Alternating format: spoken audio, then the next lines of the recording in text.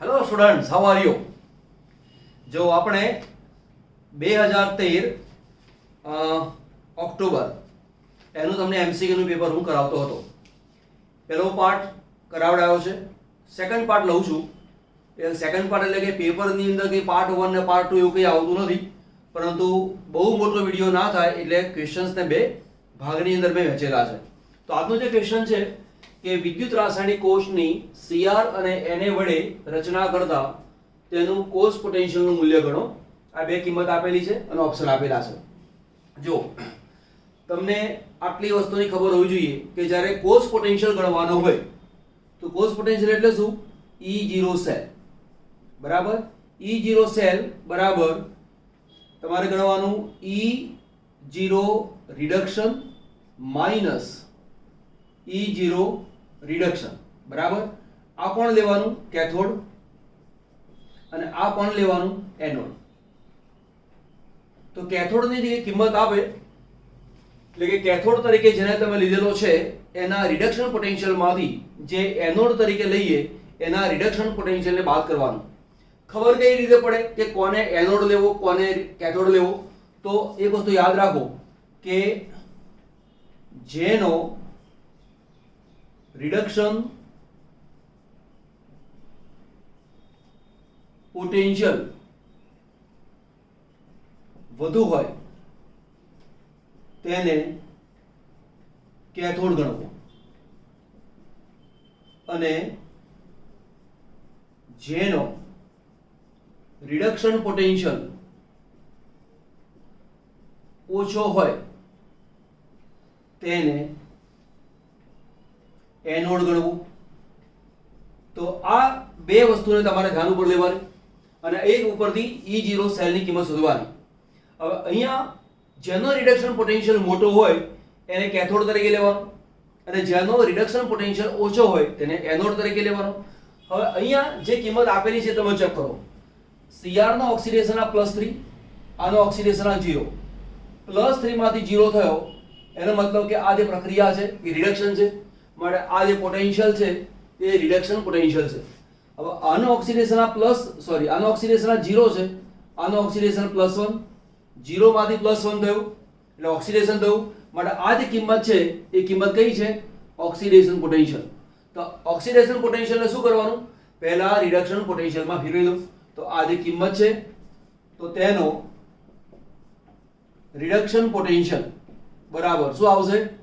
E0 Na plus Na is equal to આ જે plus છે એની જગ્યાએ શું બને? -2.71 વોટ. હવે એક કિંમત મારી પાસે આ છે અને બીજી કિંમત આ છે. જેની કિંમત મોટી હોય એને જમણી બાજુ રાખો એટલે કે કેથોડ તરીકે રાખો. તો આ બંનેમાંથી મોટું મૂલ્ય કયું? આ કિંમત મોટી. તો અહીંયા E0 સેલ બરાબર ગણીએ તો શું બને? E0 cell is equal to E0 reduction cathode મોટી વેલ્યુ કઈ છે? -0.74 minus 2.71 is equal to -0.74 plus 2.71. 11 માંથી 4 જાય તો 7, 6 માંથી 7 એટલે અહીંયા 9, અહીંયા આવશે 1, આમાં આ કિંમત આવશે પ્લસ અને આ ટીવી વોલ્ટ આવ્યો. તો હવે કિંમત કઈ છે? આ કિંમત આ છે, માટે આપણો જવાબ આવશે 1.797 વોલ્ટ. યાદ રાખવાનું E0 સેલનું મૂલ્ય હંમેશા ધન હોય બરાબર. ચલો ડન કરું. ચલો આપણી પાસે પ્રશ્ન છે કે નીચેના પૈકી કયા પદાર્થમાં કોઈ પણ અસમ કાર્બન નથી અને 4 ઓપ્શન આપેલા છે. પહેલા કામ શું કરવાનું? પહેલા તો દરેક પદાર્થના સૂત્ર ખબર હોવી જોઈએ. 2-મિથાઇલ બ્યુટેનોલ. બ્યુટેનમાં કાર્બન કેટલા હોય? 1, 2, 3 અને 4. બ્યુટેનોલ એટલે અહીં કોણ હોય? CHO. 2-મિથાઇલ કાર્બન નંબર 1 કાર્બન નંબર 2 અહીંયા મૂકી દો CH3. તો અહીંયા કોણ આવે? CH3. આ બન્યું CH2, અહીંયા CH અને CH3. આ જે કાર્બન છે તેની સાથે ચારે ચાર ગ્રુપ જુદા છે. એક ગ્રુપ આ, બીજું આ, ત્રીજું CHO અને ચોથું કોણ છે? H. તો તેની અંદર અસમ કાર્બન છે. 2 hydroxy propanoic acid. Propanoic acid એટલે કાર્બનની સંખ્યા કેટલી આવે? 3. 2 હાઇડ્રોક્સી એટલે અહીંયા આવશે OH, આ બન્યું COOH. બાકીની સંયોજકતા પૂરી કરીએ તો અહીંયા કોણ આવે H, અહીંયા કોણ આવે CH3. તો આ પણ અસમ કાર્બન છે. 2,2 ડાયમિથાઇલ પ્રોપેનોઇક એસિડ. નામ દેખતાની સાથે જ ખબર પડી જાય કે 2,2 ડાયમિથાઇલ એક જ કાર્બન ઉપર બે વાર CH3 છે. ચેક કરી લઈએ આપણે. 1 2 3 4 પ્રોપેનોઇક એસિડ છે એટલે COOH. 2,2 ડાયમિથાઇલ એટલે અહીંયા CH3 છે, અહીંયા CH3 છે. આ કાર્બન છે તેની સંયોજકતા પૂરી કરીએ એટલે 3 આવે. તો આ જે કાર્બન છે તેની પાસે અસમિતિ છે નહીં, માટે આપણો જે ઓપ્શન આવે તે આવે. છતાં ચેક કરી લઈએ. 1,2 ડાયક્લોરોપ્રોપેન. પ્રોપેનમાં 1 2 અને 3 કાર્બન. કાર્બન નંબર 1 2 અને 3. અહીંયા મૂકી દો Cl, અહીંયા મૂકી દો Cl. બાકીની સંયોજકતા પૂરી કરો. 1 અને 2 બાકીના 2 હાઇડ્રોજન. 1 2 3 1 હાઇડ્રોજન. આ કાર્બનની સંયોજકતા 1 છે, 3 અહીંયા આવે. તો આ જે કાર્બન છે એની પાસે તમે જુઓ અસમ કાર્બન છે. કેવી રીતે? એક ગ્રુપ હાઇડ્રોજન, બીજું Cl, એક વાર CH3 અને એક વાર CH2Cl. એટલે ચારે ચાર ગ્રુપ એકબીજાથી જુદા છે, માટે આની અંદર અસમ કાર્બન છે. તો શેમાં અસમ કાર્બન નથી? તો આની અંદર અસમ કાર્બન નથી. બરાબર, નોટ ડાઉન કરો. ચલો ફરી 3 ક્વેશ્ચન છે, 1 2 અને 3. અહીંયા કઈ પદ્ધતિથી ઝિર્કોનિયમ ધાતુમાં અશુદ્ધિ રૂપે ઓક્સિજન અને નાઇટ્રોજન દૂર કરી શકાય છે? તો તમને ખબર હશે વાન આર્કેલે. કોઈક વાર ઝિર્કોનિયમ ના આપેલું હોય અને ટાઇટેનિયમ અથવા ટાઇટેનિયમ એ પણ ઓપ્શન તરીકે આવી શકે. પછી છે નીચેના પૈકી કયું જેમિનલ હેલાઇડનું ઉદાહરણ છે? ચલો બે શબ્દ યાદ રાખીશું, જેમિનલ અને વિસિનલ. વિસિનલમાં શું હોય? નજીકના બે કાર્બન, એમાં સમાન પ્રકારના બે હેલોજન પરમાણુ જોડાયેલા હોય અને બંને કાર્બન સંતૃપ્ત હોય તો તેને કહેવાય છે વિસિનલ. પરંતુ માનો કે કોઈ કાર્બનની રચના આપેલી છે, એમાં એક જ કાર્બન સાથે સમાન પ્રકારના બે હેલોજન પરમાણુ જોડાયેલા છે તો તેને આપણે જેમિનલ કહીશું.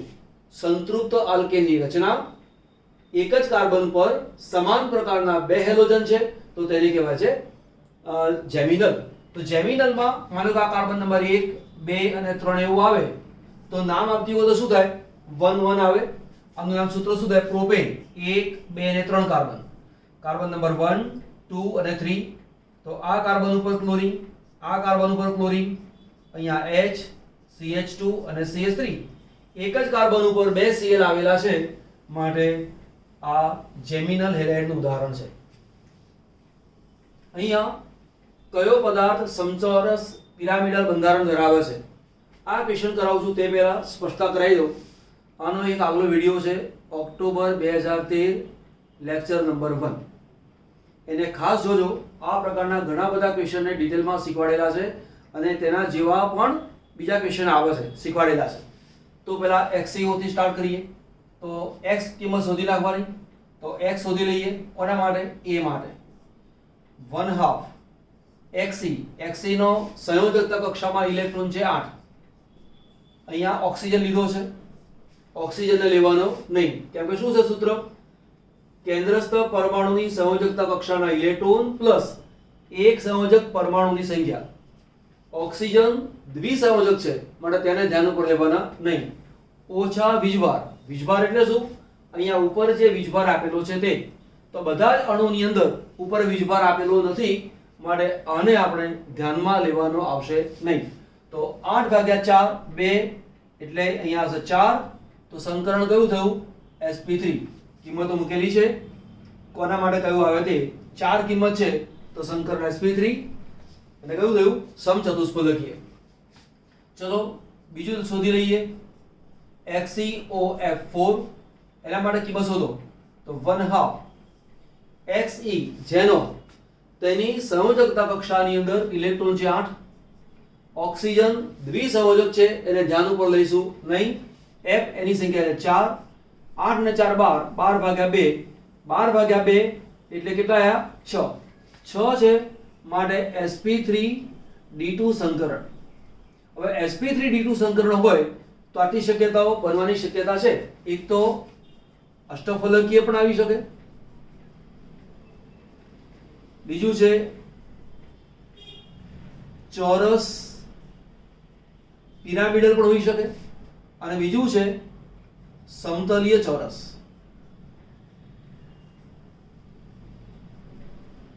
સમતલીય ચોરસ આ ત્રણની શક્યતાઓ છે. ક્યારે ક્યારે શક્ય થાય? માનો કે તમને સમતલીય ચોરસ હોય, ચાલો પહેલા આનો લખું છું, અષ્ટફલકીય આકાર, તો એની અંદર એક પણ અબંધકારક ઇલેક્ટ્રોન યુગ્મ ન હોય. ચોરસ પિરામિડલ ક્યારે હોય? તો તેની અંદર એક અબંધકારક ઇલેક્ટ્રોન યુગ્મ હોય. આ ક્યારે હોય? તો કે બે અબંધકારક ઇલેક્ટ્રોન યુગ્મ હોય. આ ત્રણ શક્યતાઓ sp3d2 માં આવી શકે. એટલે જ્યારે 6 આવે તો તમારે સમજી લેવાનું કે sp3d2 છે એટલે અષ્ટફલકીય, બરાબર. અષ્ટફલકીય પણ હોઈ શકે, ચોરસ પિરામિડલ પણ હોઈ શકે, અને સમતલીય ચોરસ પણ હોઈ શકે. હવે આપણે એની કિંમત ગણી લઈએ આ sp3d2 માટે. તો ઝેનોન, એની જે રચના છે, આ ઓક્સિજન, અહીંયા F F F અને F, અને એક અબંધકારક ઇલેક્ટ્રોન યુગ્મ. તો આની જે રચના છે, આ ચોરસ થયું, આ જે રચના છે એ પિરામિડ થઈ. તો આ તો આકાર કેવો કહેવાય? ચોરસ પિરામિડ. તો ઓપ્શન કયો આવશે? ઓપ્શન આ, બરાબર. તો અબંધકારક ઇલેક્ટ્રોન યુગ્મ શોધાય કેવી રીતે? તો એના માટે આનો આગલો વિડિયો ઓક્ટોબર 2013 લેક્ચર નંબર 1 એને બરાબર ડિટેલમાં જોજો. કેવી રીતે અબંધકારક ઇલેક્ટ્રોન યુગ્મ શોધાય છે એમાં મેં ડિટેલમાં સમજાવેલું છે. તો આ વિડિયો તો જોવો, સાથે સાથે પેલા વિડિયોને પણ જોઈ લો, તમને વધારે અનુકૂળ આવશે. ચલો નોટ ડાઉન કરો. બીજા સહેલા ક્વેશ્ચન છે, 4 ક્વેશ્ચન મૂકેલા છે કે દ્વિતીયક આલ્કોહોલનું ક્રોમિક એસિડ વડે ઓક્સિડેશન કરતા કયો પદાર્થ મળે? હવે જો ક્રોમિક એસિડ જે છે એનું સૂત્ર છે H2CrO4. કોઈક વાર ક્રોમિક એસિડ એવું તમને ના પૂછે તો તેમાંથી પાણીનો એક અણુ દૂર કરી નાખો તો તેમાંથી બને CrO3, અને આ જે પદાર્થ છે એનું નામ છે ક્રોમિક એનહાઇડ્રાઇડ. તો તમને ક્રોમિક એસિડ એ રીતે પૂછે તો પણ આ જ ક્વેશ્ચન થાય. H2CrO4 એવું લખેલું હોય તો પણ આ થાય, CrO3 તો પણ આ થાય. કોઈક વાર તમને એમ કે નિર્જળ H2CrO4 તો પણ આ જ વસ્તુ થાય, નિર્જળ ક્રોમિક એસિડ, તો જવાબ એક સરખો આવે. તો યાદ રાખજો કે સેકન્ડરી આલ્કોહોલ કોને કહેવાય? OH સાથે જોડાયેલો કાર્બન બીજા બે કાર્બન સાથે જોડાયેલો હોય એને દ્વિતીયક આલ્કોહોલ કહેવાય. ઉદાહરણ તરીકે CH3 હોય, અહીંયા CH, CH3 અને અહીંયા છે OH, આને કહેવાય છે દ્વિતીયક આલ્કોહોલ. તો દ્વિતીયક આલ્કોહોલ નું આલ્ડીહાઇડમાં રૂપાંતર ના થાય. જો CrO3 લઈએ તો પ્રાથમિક આલ્કોહોલ આલ્ડીહાઇડમાં રૂપાંતર પામે, એટલે આ ઓપ્શન ના આવે. કોણ આવે? કીટોન આવે. H અહીંયાથી દૂર થાય, H અહીંયાથી દૂર થાય, C અને O ની વચ્ચે ડબલ બોન્ડ મળે. કાર્બોક્સિલિક એસિડ નું રૂપાંતર નથી બનતો, એના માટે પ્રબળ ઓક્સિડેશન કરતાની જરૂર પડે, એટલા માટે એસ્ટર તો તેમાં બનતું નથી હોતું. એટલે ઓપ્શન કયો આવશે? કીટોન. પછી છે પિરિડિનિયમ ક્લોરોક્રોમેટ વડે આલ્કોહોલનું ઓક્સિડેશન કરતા નીચેના પૈકી કયો દ્રાવક તરીકે વપરાય? ક્લોરોમિથેન. ક્લોરોમિથેનનું સૂત્ર શું આવે? CH3Cl, આને કહેવાય ક્લોરોમિથેન. ટ્રાયક્લોરોમિથેન CHCl3, એને ક્લોરોફોર્મ પણ કહેવાય. પછી ટ્રાયક્લોરોઇથેન, ઇથેન એટલે કે બે કાર્બન, એટલે C2H6 આવું થાય ઇથેન. 3 હાઇડ્રોજન દૂર કરી નાખો અને તેની જગ્યાએ મૂકી દો 3Cl, આને કહેવાય ટ્રાયક્લોરોઇથેન. અને ડાયક્લોરોમિથેન, તો સૂત્ર છે CH2Cl2. ખબર હશે જ કે ડાયક્લોરોમિથેન ઉપયોગ થાય છે. તમને આનું સૂત્ર ખબર હોવી જોઈએ. આનું શોર્ટ ફોર્મ PCC, પેરિડિનિયમ ક્લોરોક્રોમેટ, અને દ્રાવક તરીકે ડાયક્લોરોમિથેનનો ઉપયોગ થાય છે. નીચેના પૈકી કયા બ્લીચિંગ પાવડરના સંઘટકો છે? એટલે કે બ્લીચિંગ પાવડર કયા પદાર્થમાંથી બનેલો છે? તો આ તમને મોઢે હોવું જોઈએ. કેટલીક વસ્તુ તમારે યાદ રાખવી પડે અને યાદ રાખજો જ. જો ધ્યાન આપો, કેલ્શિયમની સંયોજકતા 2 છે, OCl- એની સંયોજકતા -1, એટલે અહીંયા 2 વડે ગુણાય. આ સૂત્ર જ ખોટું છે, બરાબર? આ સૂત્ર જ ખોટું છે, એટલે આ તો આવે જ નહીં, આ પણ ના આવે. અહીંયા CaOCl2 છે, CaOCl2 છે, અહીંયા CaOH twice અહીંયા છે, પણ આ અને આ બે ઘટકો આની અંદર નથી, એટલે આ પણ આવે નહીં. આપણો જવાબ આ છે. ગેલ્વેનિક કોષમાં ઋણ આયનોનું સ્થાનાંતર નીચેના પૈકી કોના દ્વારા થશે? સાવ સહેલો ક્વેશ્ચન, દરેકને આવડતું હોય. કોના વડે થાય? ક્ષાર સેતુ વડે થાય, બરાબર? ચલો તો ડન કરી દો, પછી નવો ક્વેશ્ચન લઈએ આપણે. એક MCQ છે કે 0.5 મોલર Na2SO4 ના 500 ml દ્રાવણને 5 લીટર સુધી પાણી ઉમેરીને મંદ કરતા મળતા દ્રાવણની નોર્માલિટી કેટલી? હવે આપણને જે દાખલો આપેલો છે એમાં મોલારિટી આપેલી છે અને તમારે શોધવાનું શું છે? નોર્માલિટી. તમને સૂત્રની ખબર હશે કે capital M × N = capital N. આ જે M છે એ મોલારિટી છે, આ N છે એ નોર્માલિટી છે, અને આ જે N છે એને કહેવાય છે N ફેક્ટર. N ફેક્ટર એટલે શું આવે? એનો મતલબ એસિડિકતા પણ હોઈ શકે, બેઝિકતા પણ હોઈ શકે, ઓક્સિડેશન આંકનો ફેરફાર એવું પણ હોઈ શકે. જો ક્ષાર આપેલો હોય તો ક્ષારમાંના ધન કે ઋણ આયનનો વીજભાર. પ્લસ અને માઇનસ જોવાનું નહીં, 2 છે કે 3 છે કે 1 છે એ ચેક કરવાનું. હવે આ કિંમત આપણને આપેલી છે, તો સૌથી પહેલા તો આ જે મોલારિટી આપેલી છે એને આપણે સપ્રમાણતામાં કન્વર્ટ કરી લઈએ. તો કે M × N = capital N. M મારી પાસે છે 0.5. હવે N મારે ગણવાનું આવ્યું તો તમે જુઓ મારી પાસે કોણ છે? Na2SO4. તો Na2SO4 એમાં કોણ મળે? 2Na+ અને SO4 -2. તો therefore N = 2. 2 કેવી રીતે? +1 ને 2 વડે ગુણો તો 2 આવે. તો -2 છે, SO4 કેટલી વાર છે? 1 વાર. એટલે આ વીજભાર તમે ગણો તો -2 છે એવું ગણો, આ વીજભાર ગણો તો +2 છે તેવું ગણો. તો અહીંયા +2 કે -2 એવું ગણવાનું નહીં, માત્ર 2 છે એને ધ્યાન આપી લેવાનું. એટલે વીજભાર N = 2. અહીંયા મૂક્યો 2 = N, 5 × 2 એટલે 1.0 = કેપિટલ N. તો શરૂઆતની જે સાંદ્રતા છે એ કેટલી આવી? 1.0. હવે એવું દ્રાવણ કેટલું છે? 500 ml છે. કેટલું કરવાનું છે? 5 લીટર. તો સૂત્ર મૂકીશું N1V1 = N2V2. આ કિંમત આવે શરૂઆત, આ ગયું અંતિમ. N1 શરૂઆતની સાંદ્રતા 1.0, શરૂઆતનું કદ 500 ml, આ ml છે. પછીની નોર્માલિટી ખબર નથી, પછીનું કદ V2. પાણી ઉમેરીને કુલ કદ 5 લીટર કરીએ છે, તો 5 લીટર એટલે 5000 મિલીલીટર. તો આ અને આ કેન્સલ થઈ જાય એટલે શું બને? 10 આવે. 10 છેદમાં જતો રહે તો 0.1 = N2. તો પછીની સાંદ્રતા કેટલી આવે? 0.1. તો આપણો ઓપ્શન કેટલો આવશે? 0.1. બરાબર, નોંધ કરી લો. ચાલો ફરી એક MCQ છે આપણી પાસે.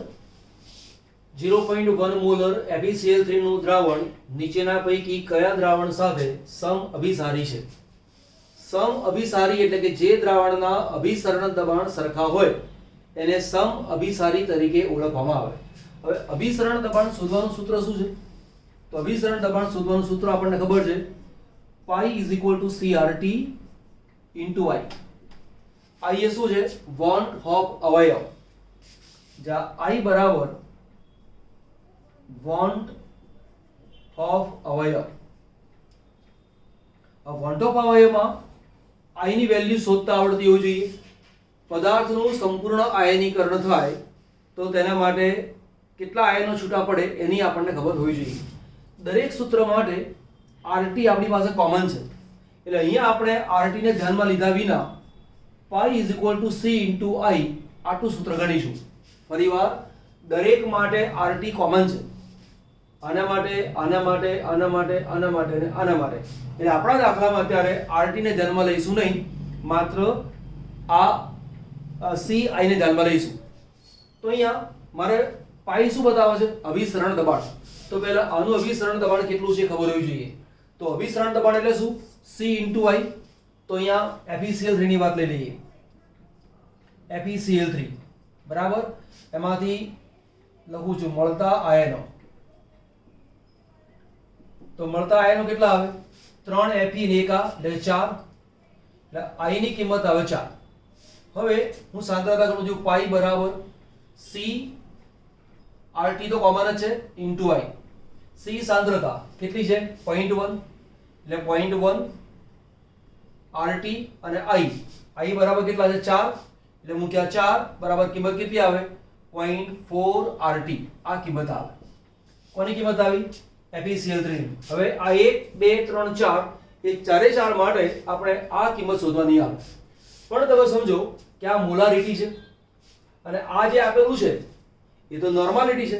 તો મારે એ નોર્માલિટીને મોલારિટીમાં ફેરવવી પડે. કયા સૂત્રથી? આ સૂત્રથી. તો પહેલા વારાફરતી કામ કરી લઈએ. પહેલા લખું છું A માટે. કોણ છે? BaCl2 માટે.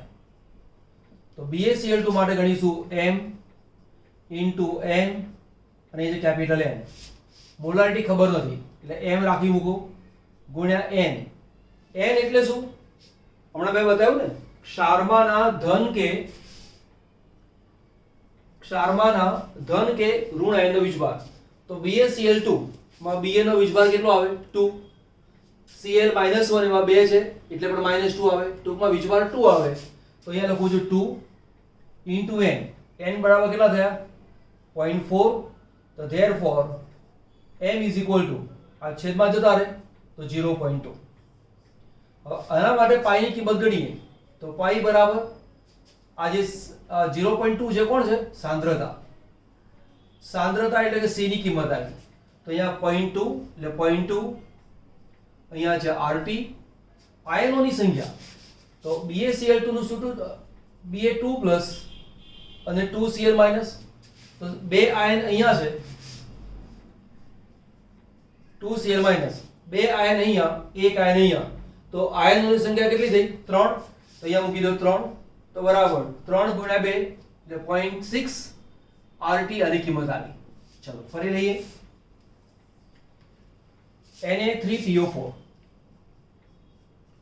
Na3PO4 એનું આયનીકરણ થાય તો શું બને?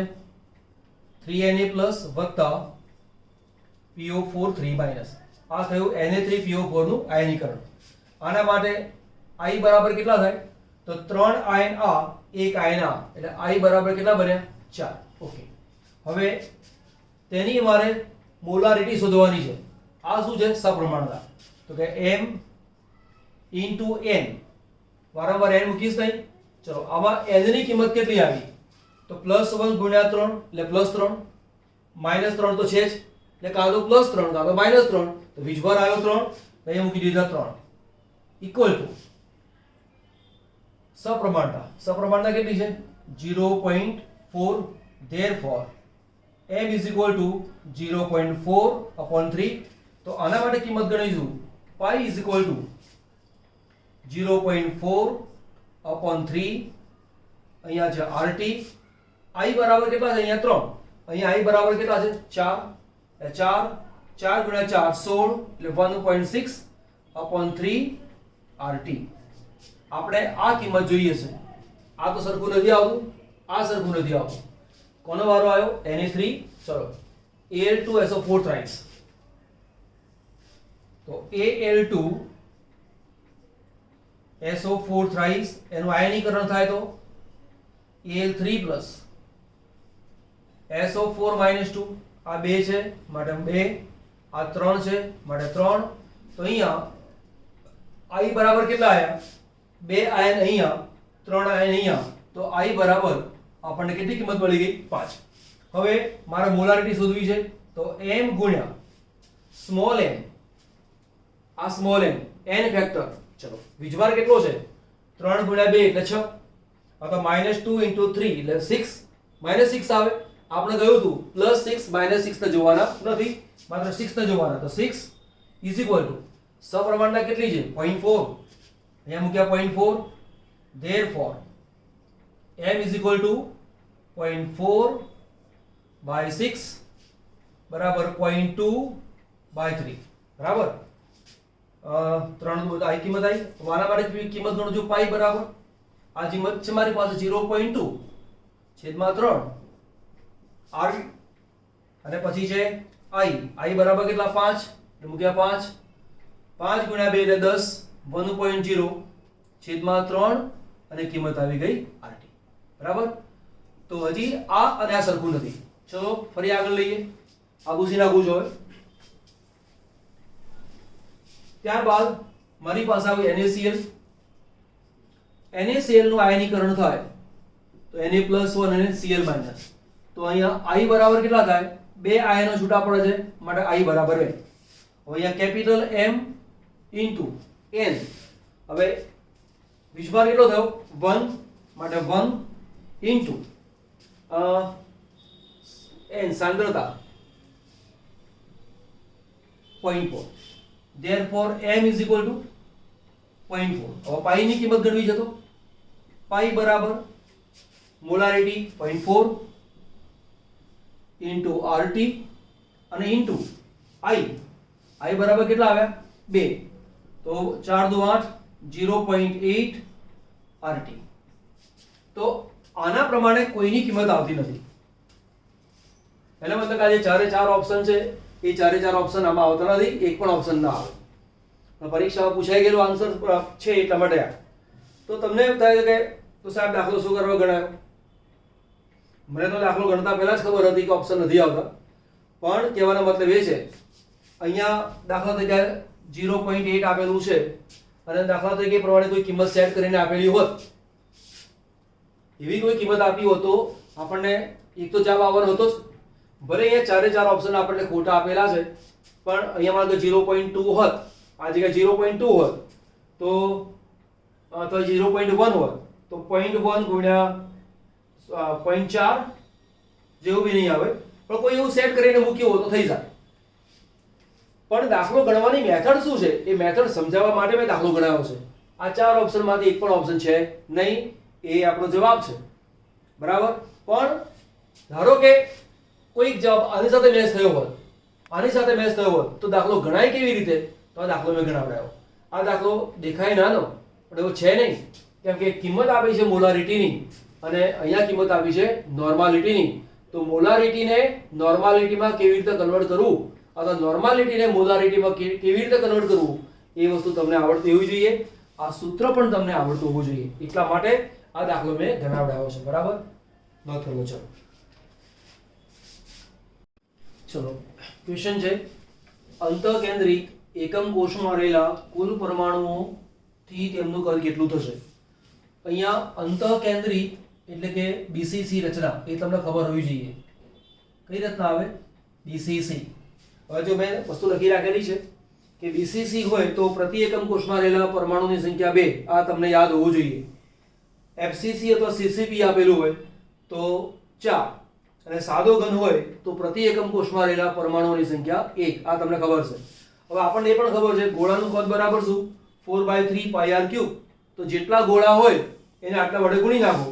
તો અહીંયા BCC પૂછેલું છે એટલે અંતઃકેન્દ્રિત છે, તો આના માટે કિંમત ગણવાની હોય તો શું થશે? આ 2 લેવાના 2 ગુણ્યા 4/3 પાઈ r ક્યુબ બરાબર. તો અહીંયા 4 દુ 8 ભાગ્યા 3 પાઈ r ક્યુબ આ કિંમત આવે. પછી એફસીસી પૂછેલું હોય તો એફસીસી માં શું આવે? એફસીસી પૂછેલું હોય તો અહીંયા છે 4, તો 4 ગુણ્યા 4/3 પાઈ r ક્યુબ 16/3 પાઈ r ક્યુબ બરાબર. પછી જો તમને સાદો ઘન પૂછેલો છે, સાદો ઘન પૂછ્યો છે તો પ્રતિ એકમ કોષમાં રહેલા પરમાણુ કેટલા? 1. અહીંયા 4/3 પાઈ r ક્યુબ, તો 4/3 પાઈ r ક્યુબ. એટલે આપણને ક્વેશ્ચન એક પૂછેલો છે પરંતુ આપણે 3 ક્વેશ્ચન કરાવડાયા. આ ક્વેશ્ચન, આ ક્વેશ્ચન, આ ક્વેશ્ચન. આ પ્રશ્નને ફેરવીને પણ પૂછે. પ્રતિ એકમ કોષમાં રહેલા ગોળાની સંખ્યા અથવા એનું કદ આટલું છે અથવા આટલું છે અથવા આટલું છે તો તેના પ્રતિ એકમ કોષમાં રહેલા પરમાણુની સંખ્યા કેટલી હશે એ રિવર્સ કરીને પૂછી શકે. બરાબર, તો એ પણ લખી લો છો. ફરી એમસીક્યુ છે. જો આ જે એમસીક્યુ છે, એક આ એમસીક્યુ, એક આ અને આ. બોર્ડના પેપરમાં આ પ્રશ્નો કઈ સાથે આપેલા નથી, પણ મેં સાથે એટલા માટે લીધા છે કે એક ચેપ્ટરના ને સાથે લઈ લીધા. અને પહેલાનો જે એમસીક્યુ લીધો હતો એ પણ આ ચેપ્ટરમાં હતો. બરાબર. હવે જો આ તો સિમ્પલમાં સિમ્પલ ક્વેશ્ચન છે, એટલે હંમેશા યાદ રાખો પરીક્ષામાં બધા જ એમસીક્યુ અઘરા પૂછાય એવું ના હોય. 60 થી 70 એમસીક્યુ તો એવા હોય જ એટલે ટકા કે લગભગ તમને આવડતા જ હોય. થોડીક મહેનત કરી હોય તો પણ આવડે, વધારે મહેનત કરી હોય તો વધારે આવડે. તો કે ફલક કેન્દ્રિત સ્ફટિકના એકમ કોષમાં રહેલા પરમાણુઓની સંખ્યા કેટલી?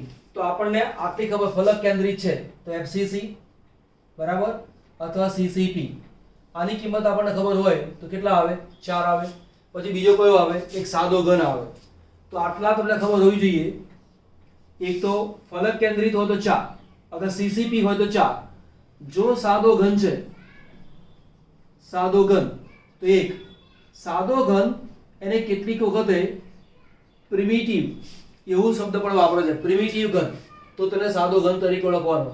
અને અંતઃ કેન્દ્રિત હોય બીસીસી અથવા અંતઃ કેન્દ્રિત તો તેની અંદર કેટલી કિંમત આવે? 2. તો અહીંયા જેમ ફલક કેન્દ્રિત પૂછેલું છે એની જગ્યાએ તમને એફસીસી એવું લખીને પણ આપે, સીસીપી એવું પણ લખીને આપે. તો એના માટે આન્સર આ થયો. આ નથી તો પછી આવું પણ પૂછે, આ પણ પૂછે. એક જ ક્વેશ્ચનની અંદર આપણા 4 ક્વેશ્ચન થયા. ચલો આગળ લઈએ. નીચેના પૈકી કયા એકમ કોષના પરિણામો K2Cr2O7 ની સ્ફટિક પ્રણાલીના છે? મેં અગાઉ પણ ઘણીવાર તમને કહી ચૂકેલો છું કે આ જે કોઠો છે જેમાં આપેલું છે એને પાક્કો મોડે કરો, એને પાક્કું મોડે કરી દો. કેમ કે પરીક્ષામાં એવો એમસીક્યુ પૂછાય છે અને મોડે કરેલું હશે તો જ આવડશે. પણ એક વસ્તુ યાદ રાખજો, K2Cr2O7 એની સાથે CuSO4 5H2O એના જેવી જ રચના આવે. H3BO3 એટલે બોરિક એસિડ. તમારે આવું યાદ રાખવાનું. કમસે કમ આ 3 માટે એક ટેકનિક આપું છું, યાદ રાખજો. કશું સરખું ના હોય. શું કહેવાનું? કશુંય સરખું ના હોય.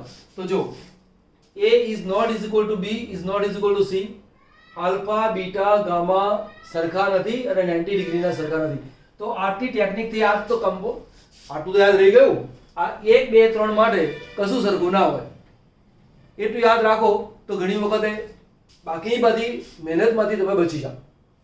બરાબર. તો આપણો ઓપ્શન કયો થયો? આ થયો. કયા પદાર્થને ગરમ કરતા ફેરી મેગ્નેટિઝમ ગુમાવી તે અનુચુંબકીય બની જાય છે? અને મોસ્ટ ઇમ્પોર્ટન્ટ ક્વેશ્ચનના એક ક્વેશ્ચન તરીકે ગણાય છે. અનેક વાર આ પ્રશ્ન પૂછાય છે. તો આજે Fe3O4 એને તમે યાદ રાખજો. તો ધ્યાન આપજો. અહીંયા જે Fe3O4 છે એનું નામ છે મેગ્નેટાઇટ. એટલે કોઈક વાર તમને Fe3O4 એવું લખીને ના આપેલું હોય અને મેગ્નેટાઇટ આપેલું હોય તો પણ ચાલે. કોઈક વાર મેગ્નેટાઇટ ના આપેલું હોય તો ત્યાં આવું પણ આપી શકે છે, ZnFe2O4 આવું પણ આપી શકે. કાં તો MgFe2O4 આ બંનેમાંથી કોઈ કંઈક આપેલું હોય અને આ બંને જે છે એ પદાર્થનું નામ છે ફેરાઇટ. બરાબર. હવે અહીંયા 1 2 3 આપેલા છે. જો ચેન્જ કેવી રીતે કરે, એક તો આ ક્વેશ્ચન, એક MCQ, આ આપ્યું હોય બીજો MCQ, આ આપેલો હોય ત્રીજો MCQ. બરાબર. તમને એવો પ્રશ્ન પૂછે નીચેનામાંથી કોને ગરમ કરતા તે ફેરીમેગ્નેટિઝમ ગુમાવતા નથી, અથવા કોણ ફેરીમેગ્નેટિઝમ ધરાવે છે અને ગરમ કરતા ફેરીમેગ્નેટિઝમ ગુમાવતા નથી, એમ કરીને ઓપ્શન આપેલા હોય. યાદ રાખવાનું કે આ જે ત્રણ પદાર્થો છે એ જ ફેરીમેગ્નેટિઝમ ધરાવે છે. તમને એવું પણ પૂછે નીચેનામાંથી કોણ ફેરીમેગ્નેટિઝમ ધરાવતા નથી, એમાં 1 2 3 આપેલા હોય અને ચોથો એક નવો આપેલો હોય, કાં તો એમાં આ આપી દીધો હોય, કાં તો આ આપ્યો હોય, કાં તો આ આપ્યો હોય, તો ફરી એક MCQ થઈ ગયો. પણ યાદ રાખજો કે Fe3O4, ZnFe2O4, MgFe2O4 આ જે પદાર્થો છે એ ફેરીમેગ્નેટિઝમ વાળા છે અને ગરમ કરતા પોતાનું ફેરીમેગ્નેટિઝમ ગુમાવે છે. બરાબર. નોટ તો બહુ જ અગત્યના MCQ છે. ચલો એક બહુ જ હાઈ ક્લાસ MCQ છે. આપણે એક વાત ઘણી વખત કહી છે, એક MCQ ની પાછળ 4 4 5 5 MCQ છુપાયેલા પડેલા હોય છે અને તેને આપણે સોલ્વ કરાવીએ છીએ. આની અંદર ઘણા બધા ક્વેશ્ચન છુપાયેલા છે, માત્ર આ એકલો નથી ક્વેશ્ચન, ઘણા બધા ક્વેશ્ચન છે. NaCl ના સાંદ્ર જલીય દ્રાવણનું વિદ્યુત વિભાજન કરતા અહીંયા લખ્યું છે ગ્રેફાઇટના વિદ્યુત ધ્રુવો વડે તો એનોડ અને કેથોડ ઉપર કઈ નિપજો પ્રાપ્ત થાય. તો માત્ર હું NaCl કરાવતો નથી, NaCl કરાવું છું સાંદ્ર દ્રાવણ, મંદ દ્રાવણ, પીગાળેલું NaCl, CuSO4 કરાવીશું. બરાબર. સ્ટેપ વાઇઝ જઈએ, જેમ જેમ કામ થતું જાય તેમ તેમ લઈશું. આપણે કયા ચેપ્ટરનો ક્વેશ્ચન છે યાદ ખબર છે? વિદ્યુત રસાયણ. વિદ્યુત રસાયણ ચેપ્ટરનો MCQ છે. પહેલી વાત તો એક તો તમને ખબર હોવી જોઈએ,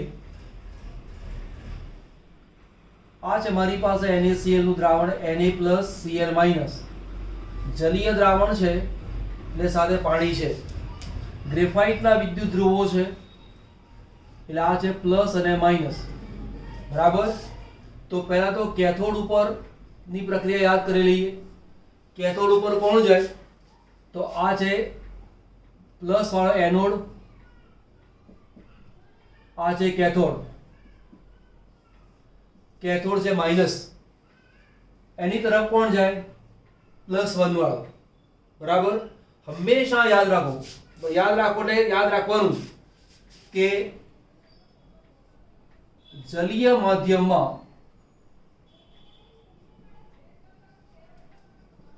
નીચેના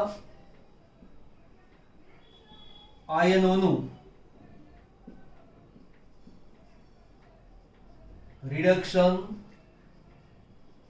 ન જ થાય પણ H2O નું રિડક્શન થાય. તો જો કયા કયા? તો કે બધા જ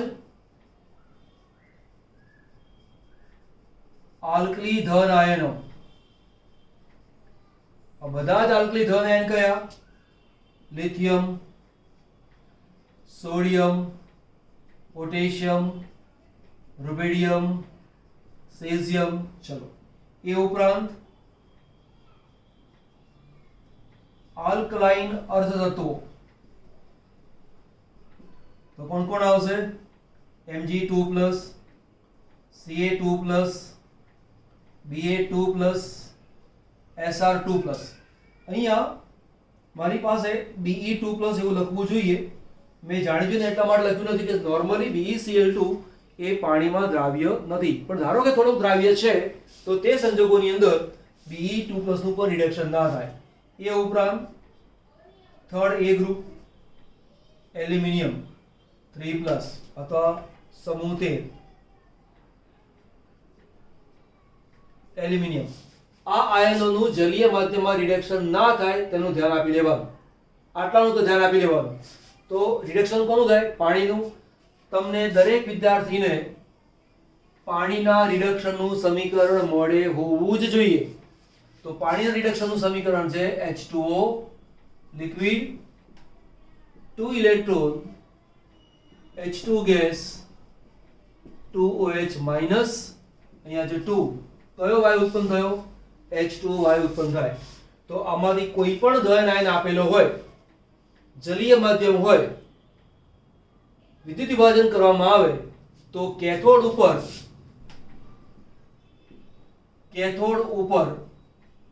H2 વાયુ જ ઉત્પન્ન થાય.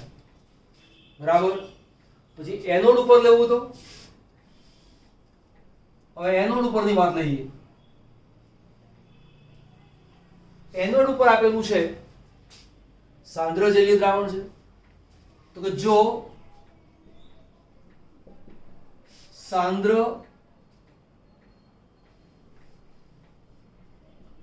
NaCl નું સાંદ્ર જલીય દ્રાવણ હોય તો Cl- નું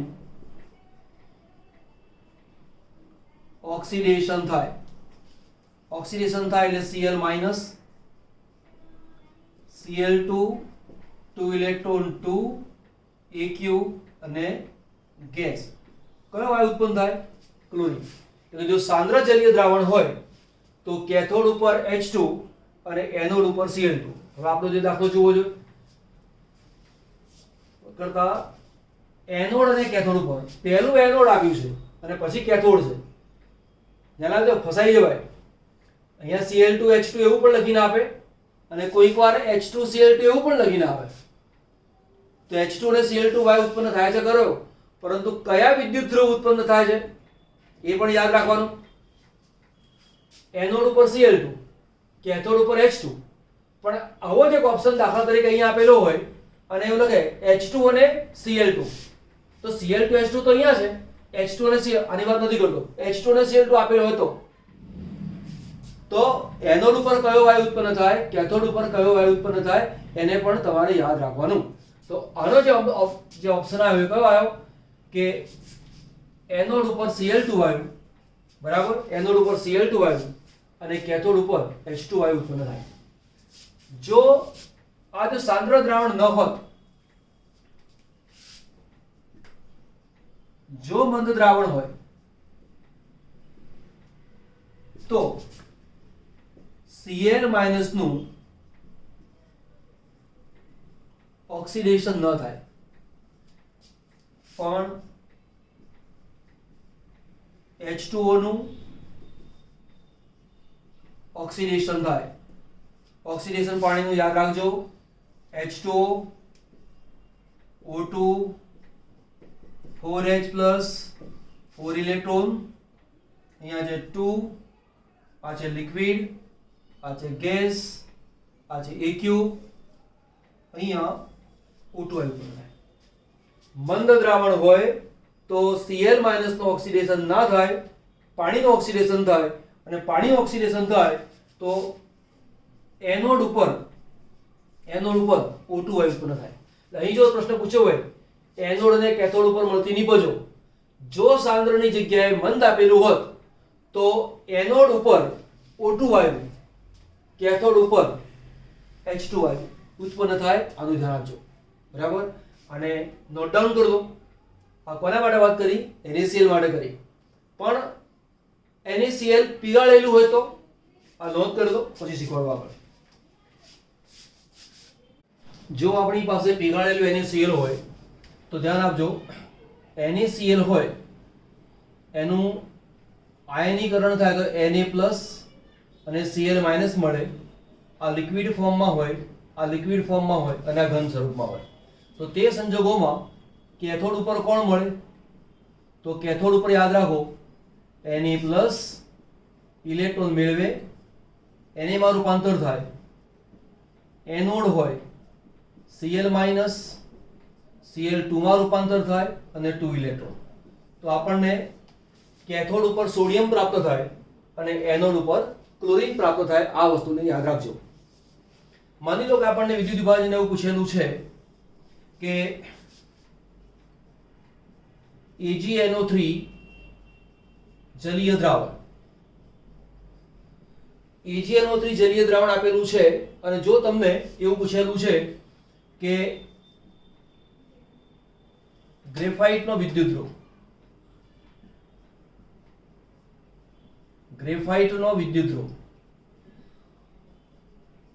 તો એનોડ અને કેથોડ ઉપર શું નિપજ પ્રાપ્ત થાય તે.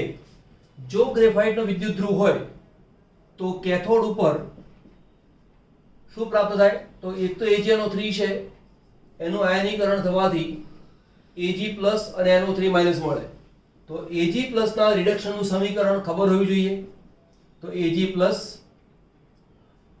AQ plus electron Ag solid. તેનો મતલબ એવો થયો કે AgNO3 નું જલીય દ્રાવણ આપેલું છે, ગ્રેફાઇટનો વિદ્યુતધ્રુવ છે, તો કેથોડ ઉપર Ag પ્રાપ્ત થાય.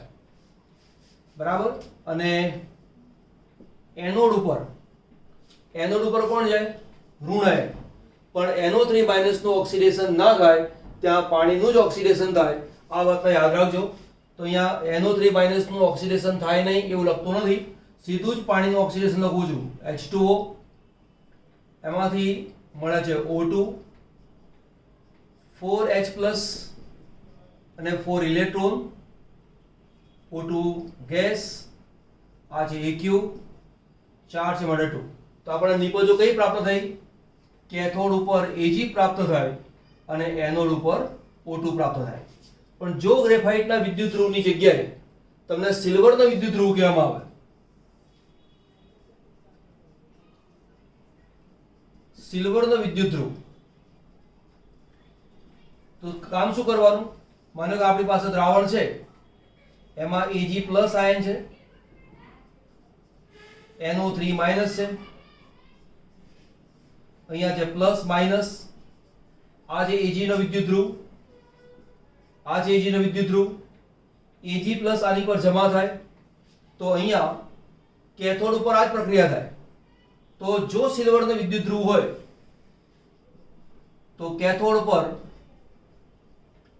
Ag મળે. બરાબર. આની પર જમા થાય એટલા માટે. હવે જે એનોડ છે, જે આ એનોડ છે તે, હવે એનોડમાં શું થાય? ઓક્સિડેશન પ્રક્રિયા થાય. એનોડમાં ઓક્સિડેશન પ્રક્રિયા થાય, પરિણામે આ Ag નો વિદ્યુતધ્રુવ સ્વયં ઓક્સિડેશન પ્રક્રિયા અનુભવે. એટલે Ag નું ઓક્સિડેશન થાય, આ Ag નું ઓક્સિડેશન થાય તો અહીંયા છે Ag સોલિડ, આમાંથી મળે Ag+ અને ઇલેક્ટ્રોન. આનો આયન દ્રાવણમાં આવે, દ્રાવણમાંથી જમા થાય, ફરી દ્રાવણમાં આવે, ફરી જમા થાય. આમ કેથોડના વજનમાં વધારો થાય, કેથોડ ઉપર Ag પ્રાપ્ત થાય, પરંતુ એનોડ એ ધીમે ધીમે ખવાતો જાય, એનોડનું વજન ઘટતું જાય. આ તમને ખબર હોવી જોઈએ. ચલો, આની જગ્યાએ માની લો કે તમને CuCl2 આપેલું છે,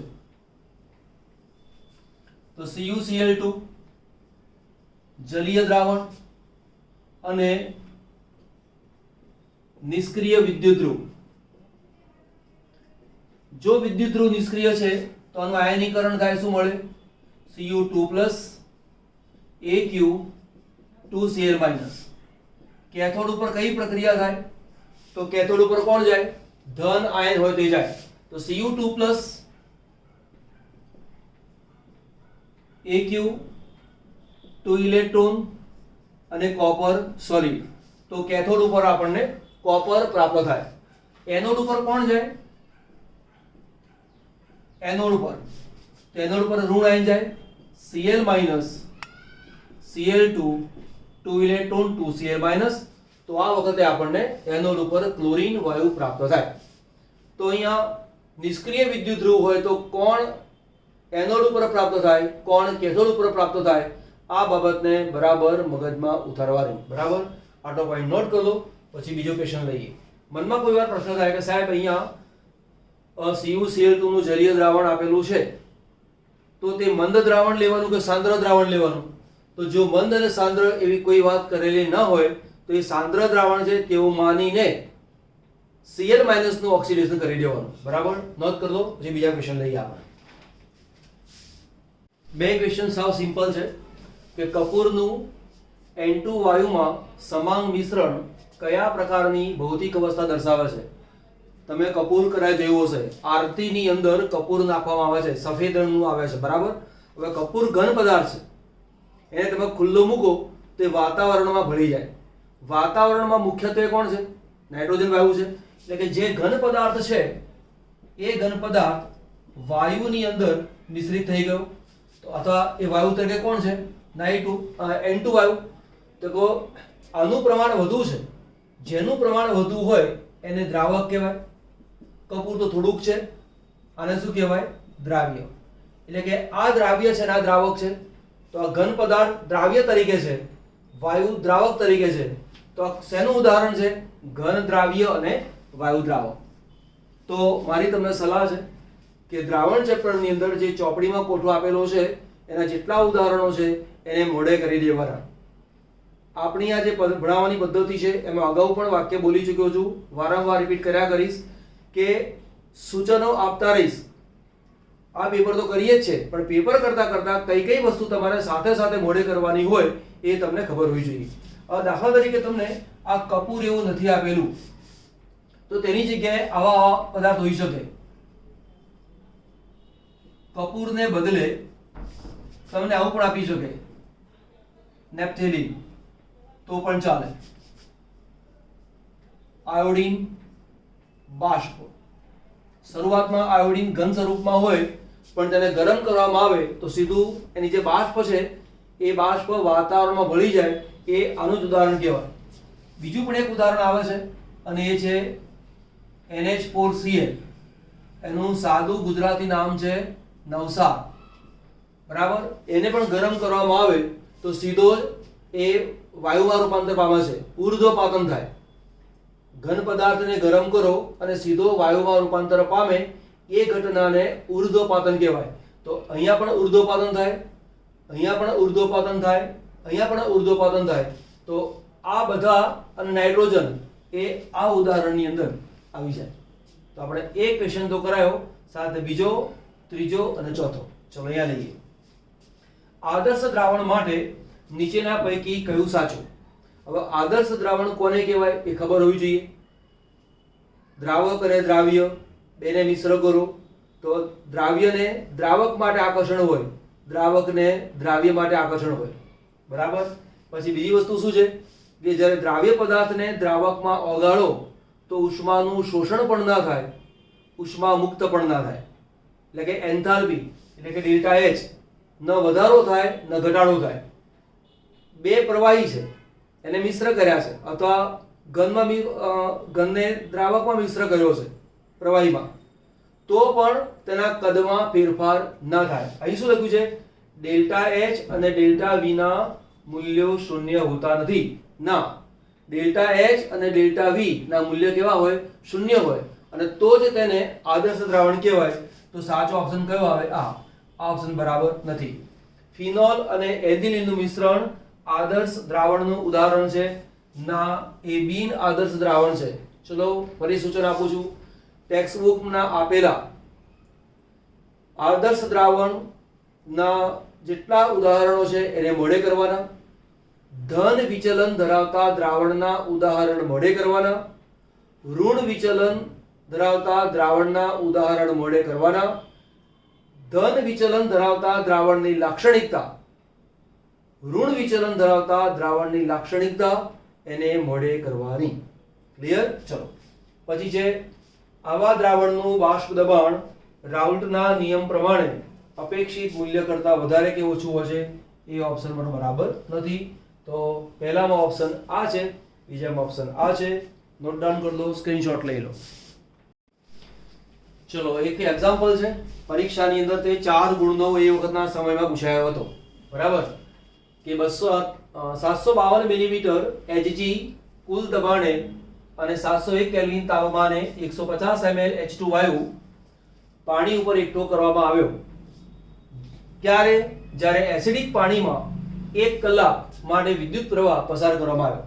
એટલે વાત એ છે કે માનો કે આપણી પાસે આ પાણી છે, બરાબર. આ પાણી છે, એ પાણીનું વિદ્યુત વિભાજન કરીએ આપણે તો એક આપણી પાસે એનોડ અને કેથોડ હોય, આ જે પ્લસ અને માઇનસ, આ જે કેથોડ છે આ જગ્યાએ અહીંયા H2 ગેસ ઉત્પન્ન થાય છે. આ જે H2 ગેસ છે એ કેટલા મિલીમીટર દબાણ છે? તો કે તેનું જે દબાણ P છે એ દબાણ કેટલું છે? 752 મિલીમીટર Hg. એટલે શું કે 752 મિલીમીટર જેટલું દબાણ ઉત્પન્ન થાય છે. Hg એટલે શું? પારો. દબાણ માપવાનું જે સાધન બેરોમીટર છે એમાં પારાનો ઉપયોગ થયેલો છે, Hg નો ઉપયોગ થયેલો છે, માટે Hg લખેલું છે. દાખલામાં તેનો ઉપયોગ કરવાની કોઈ જરૂર પડતી નથી. ત્યાર પછી એનું જે કદ કેટલું છે, જે V છે એ કેટલું છે? તો 150 ml. એનું તાપમાન કેટલું છે? તો કે 301 કેલ્વિન તાપમાન. તો 301 કેલ્વિન તાપમાને H2 વાયુને અહીંયા ભેગો કર્યો તો આ H2 વાયુનું દબાણ 752 મિલીમીટર છે. ત્યારે એસિડિક પાણીમાં 1 કલાક માટે વિદ્યુત પ્રવાહ પસાર થાય છે ત્યારે તો વિદ્યુત વિભાજનમાં કેટલો વિદ્યુત પ્રવાહ કુલોમ્બ પ્રતિ સેકન્ડ પસાર કરવામાં આવ્યો હશે તે જણાવો. એટલે આપણે I ગણવાનો છે. બરાબર? I ને ગણવા માટે આપણી પાસે સૂત્ર શું છે તો ધ્યાન આપજો. V is equal to ITRT N into capital P 96500. વિદ્યુત વિભાજન દરમિયાન કોઈ વાયુનું કદ શોધવાનું હોય તો આ સૂત્ર એપ્લાય કરશો તો આસાનીથી દાખલો આપણને આવડી જશે. તો આપણે શોધવાનું શું છે? I શોધવાનું છે. તો I સિવાયની વિદ્યુત વિગતો ખબર હોવી જોઈએ. તો V બરાબર H2 વાયુનું કદ, H2 વાયુનું કદ. તો H2 વાયુનું જે કદ છે એ કેટલું છે? 150 ml. તો આ છે 150 ml અને બરાબર 0. આટલા લીટર. કેમ કે જે સૂત્રમાં કેપિટલ R નો ઉપયોગ થયેલો હોય એની અંદર વાયુનું કદ હંમેશા લીટરમાં આવે. T એટલે સમય. સમય કેટલો છે? 1 કલાક. 1 કલાક બરાબર કેટલા આવે? 3600 સેકન્ડ. R બરાબર 0.082 લીટર વાતાવરણ પ્રતિ મોલ કેલ્વિન. T બરાબર તાપમાન 301 કેલ્વિન. N બરાબર ઇલેક્ટ્રોનની મોલ સંખ્યા. હવે ઇલેક્ટ્રોનની મોલ સંખ્યા કેવી રીતે શોધવાની? ચલો ચેક કરી લઈએ. અહીંયા H2 વાયુ ઉત્પન્ન ક્યારે થાય? પાણીનું રિડક્શન થાય ત્યારે. તો H2O નું રિડક્શન થાય એનું સમીકરણ આપણને ખબર હોવી જોઈએ. એટલે લખું છું ઇલેક્ટ્રોન H2 ગેસ 2H - 2 અને 2 તો અહીંયા આટલા બરાબર 2. પરીક્ષામાં MCQ માટે દાખલો જ્યારે પૂછેલો હોય તો તે વખતે કેથોડમાં અહીંયા 2 જ ઇલેક્ટ્રોન આવે છે તો 2 મૂકી દેશો તો ચાલશે, કેમ કે આખી જે ગણતરી છે તમારે બતાવવાની નથી. MCQ નું જ્યારે કામ કરતા હોઈએ તો આ બધી આટલા બરાબર એવા સ્ટેપ મૂકવાની જરૂર નથી. અત્યારે તમને શીખવાડું છે એટલા માટે. MCQ દાખલો ગણતી વખતે તો સીધું સૂત્ર મૂકી I ની કિંમતને બાજુમાં રાખી બાકીની કિંમત મૂકતા જાઓ તો તમારો દાખલો ફટાફટ પૂરો થઈ જાય. બરાબર? ચલો આગળ લઈશું. પછી P બરાબર H2 વાયુનું દબાણ. હવે અહીંયા ધ્યાન આપજો. અહીંયા જે H2 વાયુ આપેલો છે એ H2 વાયુ ક્યાં જમા છે? પાણીની ઉપર. હવે પાણી ઉપર જ્યારે H2 વાયુને તમે ભેગો કરો છો તો ત્યાં H2 વાયુ તો છે જ, પરંતુ આ જે પાણી છે એની બાષ્પ પણ તેમાં હોય. એટલે આ જે દબાણ છે એ H2 નું અને H2O ગેસ આ બંનેનું મિશ્ર દબાણ જેવું કહેવાય. એકલા H2 નું દબાણ શોધી શકાય નહીં. જો શોધવું હોય તો આની અંદરથી આ દબાણને મારે બાદ કરવું પડે. તો લખીશું અહીંયા માત્ર H2 ગેસનું દબાણ બરાબર શું કરીશું? 752 મિલીમીટર. એમાંથી પાણીની બાષ્પનું દબાણ બાદ કરી દઈએ તો પાણીની બાષ્પનું દબાણ આપેલું છે 28 મિલીમીટર. અહીંયા મૂકી દો 28, 12 માંથી 8 જાય તો 4, 4 માંથી 2 જાય તો 2, અહીંયા છે 7 આટલા મિલીમીટર. તો એ બરાબર કેટલું આવશે? 724 મિલીમીટર બરાબર 724 ભાગ્યા વાતાવરણ. તો આ જે દબાણ છે એ વાતાવરણમાં આવશે. બધી કિંમતો મૂકી નાખો અને આની કિંમત ગણી નાખો તો 0.310 આટલો જવાબ આપણી પાસે આવશે બરાબર. તો આટલા એમ્પિયર કુલમ પ્રતિ સેકન્ડ એ આપણો જવાબ છે એવું કહેવાય. કુલમ પ્રતિ સેકન્ડ કે આ જે વેલ્યુ છે એ કુલમને કારણે મૂકેલી છે. તો આપણો જે જવાબ છે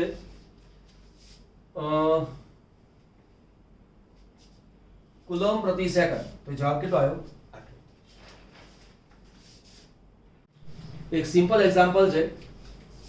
KCl NaCl અને KNO3 ની સીમિત મોલર વાહકતા અનુક્રમે આના માટે આ કિંમત, આના માટે આ કિંમત, આના માટે કિંમત Symons centimetre square mole inverse આપેલી છે. તો NaNO3 ની સીમિત મોલર વાહકતા શોધો. હવે NaNO3 ની કિંમત શોધવાની છે તો Na ક્યાં છે? આમાં છે. NO3 ક્યાં છે? અહીંયા છે. તો Na સિવાય વધારાનું કોણ છે? Cl. એ જોઈતો નથી. આપણે NO3 જોઈએ છે, K જોઈતો નથી. તો એક કામ કરવાનું, આની સીમિત મોલર વાહકતા, આની સીમિત મોલર વાહકતા બેનો સરવાળો કરો અને તેમાંથી KCl ની સીમિત મોલર વાહકતાને બાદ કરી નાખો તો જે મળે તે જવાબ. તો શું લખીશું અહીંયા? NaNO3 ની સીમિત મોલર વાહકતા બરાબર NaCl પ્લસ KNO3 ની સીમિત મોલર વાહકતા ઓછા KCl ની સીમિત મોલર વાહકતા. તો NaCl ની કિંમત આપણી પાસે છે. NaCl ની કિંમત કેટલી છે? 126 પ્લસ આની કિંમત કેટલી છે? 109, 9 × 15, 2 ને 1 3, 1 ને 1 2 ઓછા KCl. KCl ની કિંમત કેટલી છે? 150, અહીંયા આવે 5, 13 માંથી 5 જાય તો 8, અહીંયા 0 આટલા siemens centimetre square mole inverse એ આપણો જવાબ. તો 85 કિંમત ક્યાં છે? આ જગ્યાએ કિંમત છે. બહુ દાખલો સહેલો છે, ગણી લો. ચાલો ફરી 3 MCQs આપણી પાસે. નીચેના પૈકી કયો પદાર્થ ડાઇઇથાઇલ ઇથરના જળ વિભાજનની નિપજ છે? તો ડાઇઇથાઇલ ઇથર એનું સૂત્ર ખબર હોવી જોઈએ. એનું સૂત્ર છે આ રીતે: CH3 CH2O CH2 CH3 એની પાણી સાથેની પ્રક્રિયા H2O. અહીંયાથી બોન્ડ તોડી નાખો, અહીંયા H આપો, અહીંયા OH આપો. આ H અહીંયા જોડાય, આ H અહીંયા જોડાય તો શું નિપજ મળે? CH3 CH2OH CH3 CH2OH CH3 CH2OH એટલે ઇથેનોલ ના બે અણુ. તો ઓપ્શન કયો આવે? બી. પછી છે ફિનોલની રીમર ટીમાન પ્રક્રિયા કરતા કયો પદાર્થ મળે? તો તમને ખબર હશે જ કે રીમર ટીમાન પ્રક્રિયામાં કોણ મળે છે? સેલિસાલ્ડિહાઇડ. અહીંયા જે OH ને મળ્યું CHO. આ સિમ્પલ ક્વેશ્ચન છે. રીમર ટીમાન પ્રક્રિયા તમે થિયરીમાં મળી કરેલી હોય તો આ વસ્તુ તમને આસાનીથી આવે. પછી છે 2 methyl propane 2 all, propane 1 all અને પ્રોપેન 2 ઓલ ની એસિડિક પ્રબળતાનો સાચો ક્રમ આપો. 4 ઓપ્શન આપેલા છે, એમાંથી એક સિલેક્ટ કરવાનો છે. મેં 4 ઓપ્શન એટલા માટે લખ્યા નથી, આપણને ડાયરેક્ટ જ આને સોલ્વ કરતા આવડતો હોવો જોઈએ એટલા માટે શીખવાડું છું. પહેલા તો 2 મિથાઇલ પ્રોપેન 2 ઓલ એનું સૂત્ર આવડતું હોવું જોઈએ. પ્રોપેન 2 ઓલ, પ્રોપેન એટલે 3 કાર્બન, 2 ઓલ બીજા કાર્બન ઉપર OH, બીજા કાર્બન અહીંયા 2 મિથાઇલ નાની પર મિથાઇલ છે એટલે એક સૂત્ર આ છે CH3 CH3. આને આપણે A ગણી લઈએ. પ્રોપેન 1 ઓલ, પ્રોપેન 1 ઓલ તો તો અહીંયા આવશે CH3, અહીંયા આવશે CH2, અહીંયા આવશે CH2, આ છે આપણી પાસે B. પ્રોપેન 2 ઓલ, તો 1 2 અને 3 કાર્બન, અહીંયા છે OH, અહીંયા છે CH3, અહીંયા છે H અને અહીંયા CH3, અને કહું છું આપણે C. હવે આ ત્રણની એસિડિકતાની પ્રબળતાનો ક્રમ મારે નક્કી કરવો છે. નક્કી થાય કેવી રીતે? પહેલી વાત તો એ કે એસિડિક પદાર્થ ક્યારે કહેવાય? જો H આપણને પ્રાપ્ત થતો હોય ત્યારે. H પ્રાપ્ત થાય ક્યારે? H અને O એની વચ્ચેનો બંધ નબળો પડે ત્યારે. પણ જો O અને H વચ્ચેનો બંધ મજબૂત બનતો હોય, જો O અને H વચ્ચેનો બંધ મજબૂત બનતો હોય તો તે ઝડપથી તૂટે નહીં, H આપે નહીં અને H+ ન આપે તો તેની એસિડિકતા ઓછી છે તેવું કહેવાય. હવે અહીં તમે જુઓ કે જે કાર્બન સાથે OH જોડાયેલો છે એ કાર્બન 1 2 3 મિથાઇલ ગ્રુપ સાથે છે. અહીંયા આ કાર્બન ઇથાઇલ ગ્રુપ સાથે છે. આ કાર્બન આ બાજુ મિથાઇલ, આ બાજુ મિથાઇલ સાથે જોડાયેલો છે. તો તમે જુઓ કે અહીંયા આ બાજુ +I અસર, આ બાજુ +I અસર, અહીંયા પણ +I અસર. ત્રણેય બાજુથી CH3 ની +I અસરને કારણે O ની પાસે ઇલેક્ટ્રોન ઘનતા વધી જાય. પરિણામે O અને H વચ્ચેનો બંધ મજબૂત બને. માટે આ H+ છૂટો પડે નહીં. માટે આની એસિડિકતા આ બધાની અંદર સૌથી ઓછી, માટે એની એસિડિકતા સૌથી ઓછી આવે. અહીંયા +I અસર આવે છે, અહીંયા બે બાજુ નજીકમાંથી આવે છે, અહીંયાથી પણ આવે છે, અહીંયાથી પણ આવે છે. જ્યારે આ જે છે એની બી +I અસર છે, પરંતુ 3 કાર્બન છે, જેમ જેમ દૂર જતા જાઓ તેમ તેમ +I અસર ઘટતી જાય. તો અહીંયા તમે જુઓ CH2 છે નજીકમાં, જ્યારે અહીંયા CH3 પણ છે, CH3 પણ છે. માટે આ બેને કારણે આ ઇલેક્ટ્રોન ઘનતા વધી જાય આની સરખામણીમાં. માટે આ પોતાને H+ બહુ સરળતાથી આપશે નહીં. કોની સરખામણીમાં? આની સરખામણીમાં. તો આની જે એસિડિકતા છે એ અહીંયા આવશે, અને આ બધામાં આની +I અસર સૌથી ઓછી છે. માટે O અને H વચ્ચેની ઘનતા ઓછી છે. H+ સરળતાથી મુક્ત થઈ જાય છે. માટે આની એસિડિકતા સૌથી વધારે છે. એટલે સૌથી વધુ એસિડિક આ, પછી એસિડિક આ અને પછી એસિડિક આ. બરાબર? સ્ક્રીનશોટ લઈને લખી લો. ચલો ક્વેશ્ચન છે અહીંયા P4 8 SOCl2 X + 4 SO2 અને Y. તો X અને Y શું છે તે? SOCl2 એનું નામ છે થાયોનિલ ક્લોરાઇડ. તો તમારે એને મોડે રાખવું પડે. એનો ઓપ્શન કયો આવે? PCl3 અને H2Cl2. પણ જો આ જગ્યાએ SOCl2 આપેલું ના હોત તો એક બીજું પણ આવે છે P4 +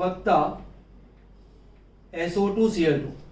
આ SOCl2 છે, આ છે SO2Cl2 અને તેનું નામ છે સલ્ફ્યુરાઇલ ક્લોરાઇડ.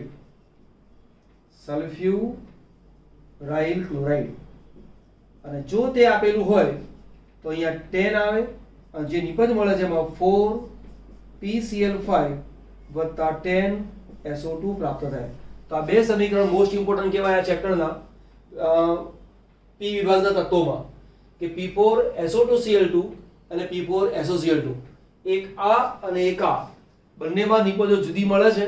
કોઈક વાર શબ્દમાં આપેલું હોય સલ્ફ્યુરાઇલ ક્લોરાઇડ એવું લખે, અહીંયા સલ્ફોની થાયોનિલ ક્લોરાઇડ એવું શબ્દમાં આપેલું હોય. ચલો અહીંયા જોઈએ કયો ઓક્સાઇડ બેઝિક છે.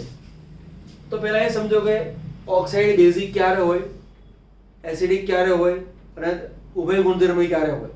તો હંમેશા યાદ રાખવાનું કે અધાતુ હોય એના ઓક્સાઇડ એસિડિક હોય. બરાબર? જે અર્ધ ધાતુ છે એના ઉભય ગુણધર્મી હોય, અને જે ધાતુ હોય એના ગુણધર્મ હંમેશા કેવો હોય? Basic. Nitrogen, phosphorus, arsenic, antimony અને બિસ્મથ એક જ સમૂહના તત્વો છે. તો નાઇટ્રોજન અને ફોસ્ફરસ એનો કોઈ પણ ઓક્સાઇડ લો, બધા તો નહીં, આમ કે N2O એનો ગુણધર્મ બદલાઈ જાય છે, પણ નાઇટ્રોજન અને ફોસ્ફરસના આ બે ઓક્સાઇડ છે. તે બંનેનો ગુણધર્મ કયો છે? એસિડિક.